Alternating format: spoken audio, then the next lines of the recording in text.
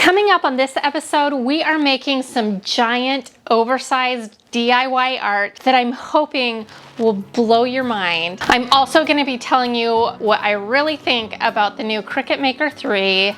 Is it worth it? I'll let you know.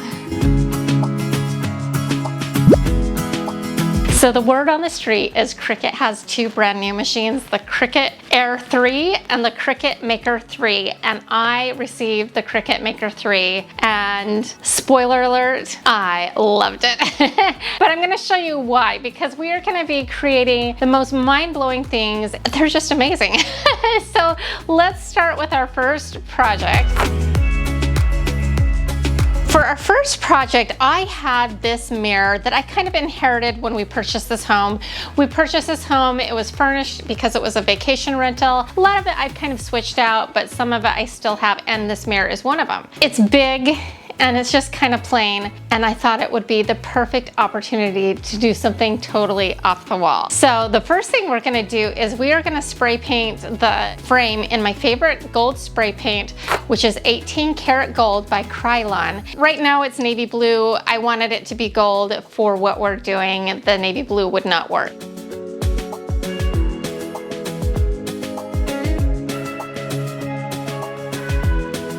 While that's drying, what I chose to do is I picked the poem The Road Not Taken by Robert Frost. I just love this poem. I think it's beautiful because sometimes taking the road less traveled will take you to amazing and beautiful things. But you could take the lyrics of any song that you like, or poem, or scripture, or any piece of literature, any text that really speaks to you. We are going to turn to Cricut Design Studio. So you're going to go in there and we're going to open a new project so we can cut out our text. But before we add the text, we want to put in a rectangle of the dimensions that we're working with. I like to do this so I can kind of stay within those margins and know what we have to work with. We are going to put it in our text box. I'm using a typewriter type font so it looks like it's been typed out, so it makes it a little bit more classic. And we are going to put all of that text in there. So once we have everything designed on Cricut Design Studio, we are ready to cut, and this is where it gets really exciting, because with the new Cricut Maker 3 technology, you can cut without a mat. Now prior, the biggest you could cut is on a 12 by 24 inch mat, and you're constrained to that mat size. With this smart technology, you can just put the entire roll, and it has this really handy roll holder. You can see that you can just set and line it up, and it holds your roll, and you slip the vinyl through it, and then you hit cut. Now, ours are gonna be huge. I think it's like 46 inches long. So this would have taken at least 4 mats, potentially 6, depending on like how things worked out. But instead, we're gonna be able to do this. We could do it in one long pass, but I ended up doing it in 2 just because I didn't want to have to cut it down the middle and mess around with that. So I just decided to split it into the 2. And the next thing is it cuts unbelievably fast. Twice as fast as the Cricut Maker. It blew through it without a mat. I was just totally astonished because of the amount of cutting it had. This one was probably my longest cut out of the 3 projects, but it just went by so fast, and I just kind of did other things while it was cutting. Then of course we weed it like we would any other Cricut project.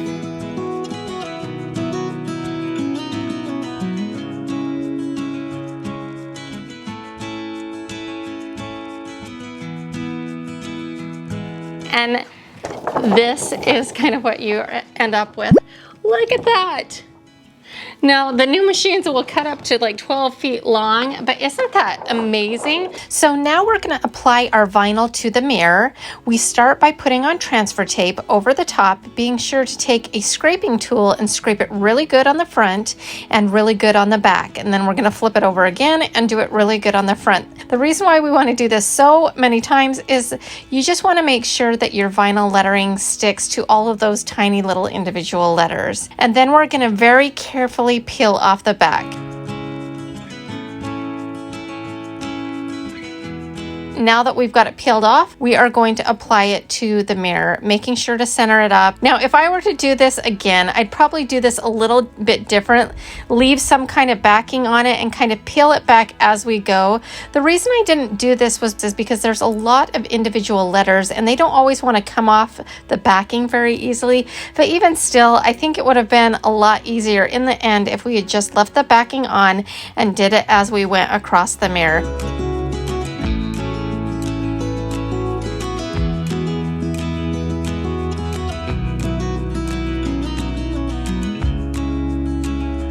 But in the end, we did eventually get it stuck onto our mirror, and I hung it in my stairwell area that I would like to make over in the near future, and I just love it. It's such a unique piece. You can still use the mirror, but it becomes more of an oversized piece of art. What do you think? So I had this piece of art. Do you see how big this is? It's huge. It's really pretty and I like it. I picked it up at a yard sale for $10. I like it, but I think we could do something to make it look a little bit better. And my idea is a little off the wall. Rather than painting over this, permanently altering it, what I decided to do is take some of my favorite painter's drop cloth canvas, and we are going to do a massive heat press vinyl onto the canvas. So we go into Cricut Design Studio and type in "It's so good to be home," and "It's so good to be" will be in a typewriter font.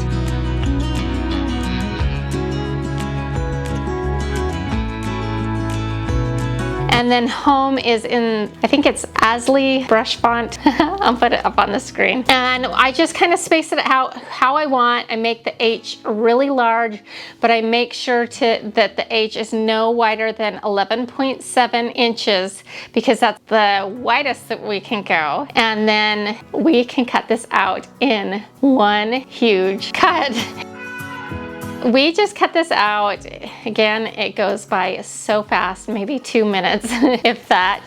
And it will all be on one roll. So the H is separate, the OME is in one piece, and then "It's so good to be" is in one piece, but it's all on that same thing. So then we're gonna weed off the excess, and now here's where I made a kind of a huge boo-boo that I want to help you out with. Because above "It's so good to be," there was a lot of excess vinyl that I should have just cut off because it's kind of expensive, and I could have reused that on a mat for another project. And I peeled it back, and after I peeled it back, I'm like, oh, that was really dumb. So don't do that. Save that excess vinyl where you can. You never know when you might have a little decal to do. Anyways, so ignore the fact that I just wasted a ton of vinyl on that area that I didn't need to, and learn from my mistake there. But after you've got it all weeded, we're gonna cut it out into the sections that we need. We're gonna be stretching the canvas over the top of this and just covering it up. So if I ever wanted to, I could just remove what we're making now and still have this art underneath. And so in order to do that, we need about 46 inches by 46 inches of fabric. I felt like that would give us enough excess to kind of wrap around the edges and staple it into place and be good. Then it's time to situate all of the pieces together how we like it. Once we've got it all lined up in the center how we like it, I take my easy press out and we start pressing it in sections. 30 seconds each section. I do the entire front first, and then I flip it over and do the back each section for 15 seconds. The temperature is 340 degrees.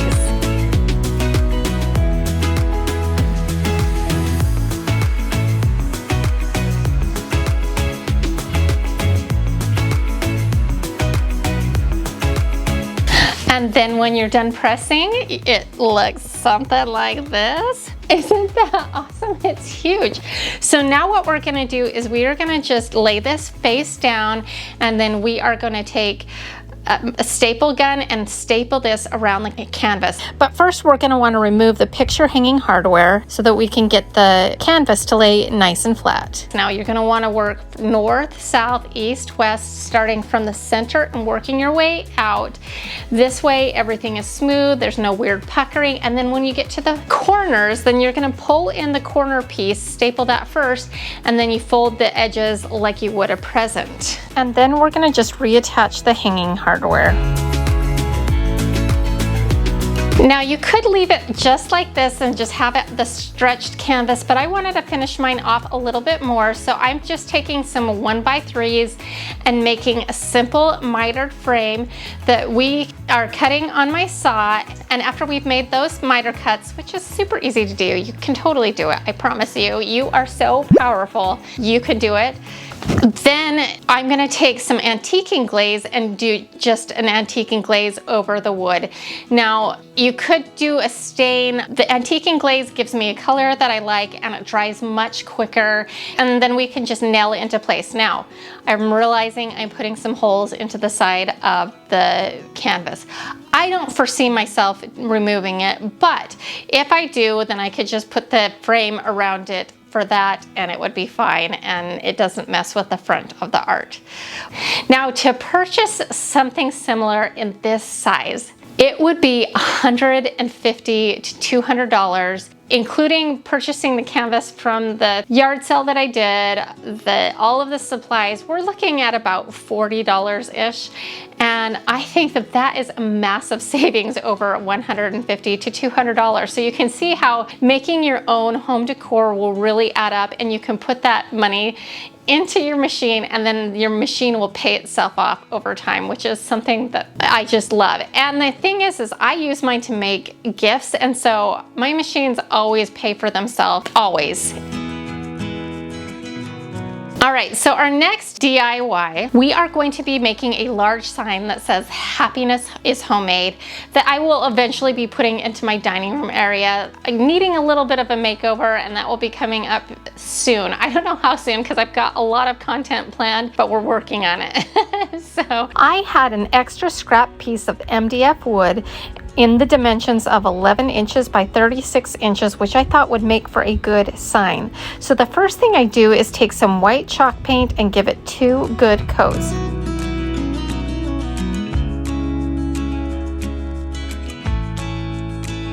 While that's drying, we go into Cricut Design Studio to design the stencil. And so what we're going to do is we're going to just go in and we type in happiness is in all lowercase in aileron bold, I think is how you pronounce that, I don't know.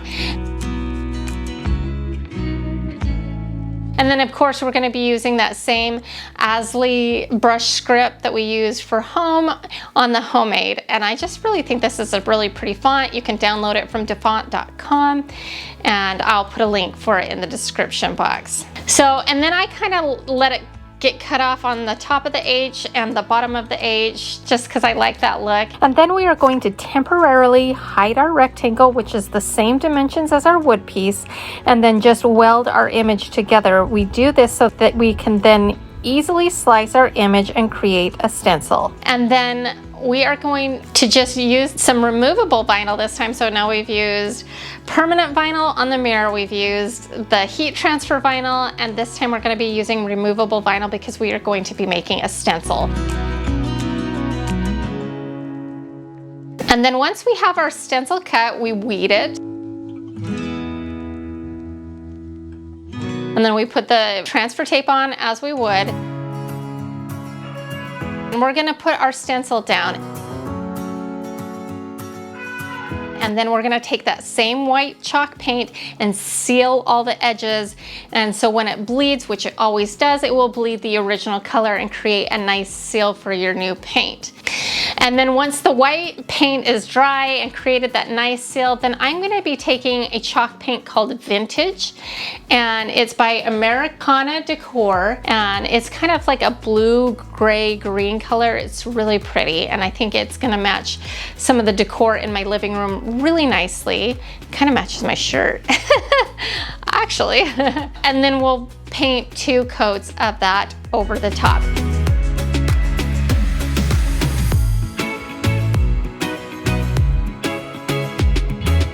When that's fully dry, we're gonna peel back the stencil and then we have the sign. You hear that thunder? Ooh. I also wanted to add a frame on this, so we are gonna cut a frame out of 1x2s for this one because it's a little bit more shallow. We're gonna do that same method that we did on the last piece on this, and we're gonna just nail it in around the edges. And there we have a beautiful sign, huge, one piece of vinyl rather than multiple pieces. I love how this sign looks. It's so cute, and I can't wait to style it in a makeover coming up soon. But for now, this is what it looks like, and I just love it. So if you haven't guessed, my honest opinion about the Cricut Maker 3 is it's amazing. Is it worth it? Yes. The projects that you can do are bigger and better, and I hope you've seen that on this episode, and it cuts it twice as fast. It's just really an amazing machine. I've loved all of my Cricuts, but I really love these new improvements that they've made. You can still cut with the mats, so if you have mats, you can still use them. You still use that vinyl, and if you want to have the capability of doing the matless cutting, you have that advantage as well. So I hope that that is helpful to you in your decision and making processes.